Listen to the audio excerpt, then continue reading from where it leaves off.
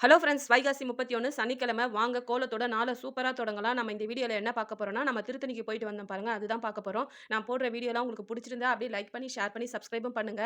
நீங்க சப்ஸ்கிரைப் பண்ணனால ஒரு லைக் மட்டும் பண்ணீங்கன்னா கூட அடுத்தவங்களுக்கு ஷேர் ஆகும். நாங்க சனிக்கிழமை அன்னைக்கு காலையில சென்னையிலேருந்து கிளம்புனோம். காலையில ஒரு டெஸ்ட் வேற எடுக்க வேண்டியிருந்ததுங்க. திருவான்மியூர் போயிட்டு டெஸ்ட் எல்லாம் எடுத்துட்டு மதியம் போல தான் கிளம்புனோம். நேரா ஒரு 5 மணி போல நாங்க மண்டபத்துக்கு போயிட்டோம்.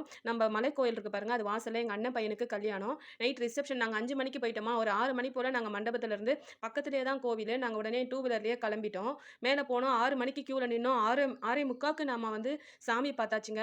அதுக்கு முந்தின நாள் வெள்ளிக்கிழமை அன்னைக்கு போயிருக்காங்க. மேல ஏறுறதுக்கே 1 ஹவர் ஆச்சாம்.